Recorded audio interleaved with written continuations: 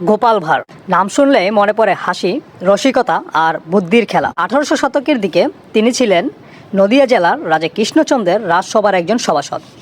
তার আসল নাম গোপালচন্দ্র প্রামাণিক। সদা হাস্যোজ্জ্বল এই মানুষটির শেষ পরিণতি নাকি হয়েছিল ফাঁসির দড়িতে। কিন্তু সত্যিই কি এমনটা ঘটেছিল? এ নিয়ে লোকমুখে বেশ কয়েকটি গল্প প্রচলিত আছে।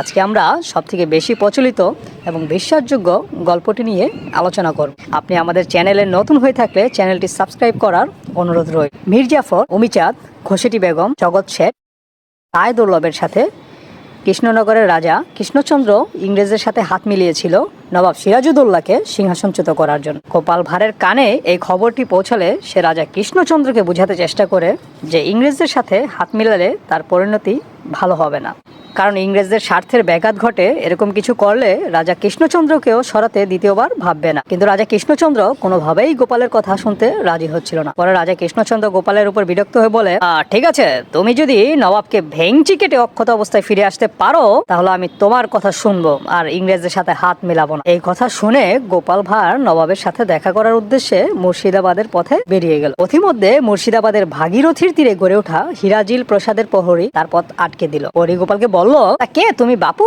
এমন হনহন করে কোথায় ছুটে চলেছ? গোপাল বলল, আমার নাম গোপাল, আমাকে রাজা কৃষ্ণচন্দ্র নবাবের সাথে দেখা করতে পাঠিয়েছে। কিন্তু প্রহরী তার কথা কিছুতেই বিশ্বাস করছিল না আর তাকে যেতেও দিচ্ছিল না। তখন গোপাল ভাঁড়ের মাথায় অদ্ভুত একটি বুদ্ধি এলো। সে তখন প্রহরীর হাতে সজোরে কামড়ে দিল।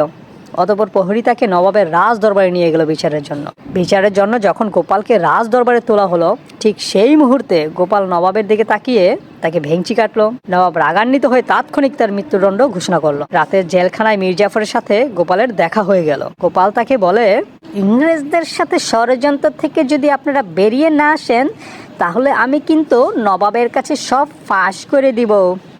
এই কথা শুনে মীর জাফর ঘাবড়ে গেল আর পরের দিন খুব দ্রুত গোপালের ফাঁসি কার্যকরের সকল ব্যবস্থা করে রাখল। পরের দিন সকালে গোপালকে ফাঁসির কাস্টে তোলা হলো।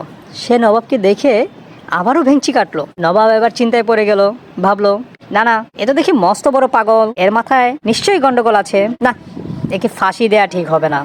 নবাব গোপালের ফাঁসির আদেশ ফিরিয়ে নিয়ে তাকে মুক্ত করে দিল। মুক্ত হয়ে গোপাল কৃষ্ণনগরে ফিরে এসে কৃষ্ণচন্দ্রকে বলল, মহারাজ, আমি তো আমার কথা রেখেছি। আমি নবাবকে ভেঙচি কেটে অক্ষত অবস্থায় ফিরে এসেছি। এবার আপনি আপনার কথা রাখুন। কিন্তু রাজা কৃষ্ণচন্দ্র তার কথা রাখলেন না। তিনি ইংরেজদের সাথে ষড়যন্ত্র থেকে বেরিয়ে এলো না। এতে গোপাল ভাঁড়ের ভীষণ মন ক্ষুণ্ণ হলো।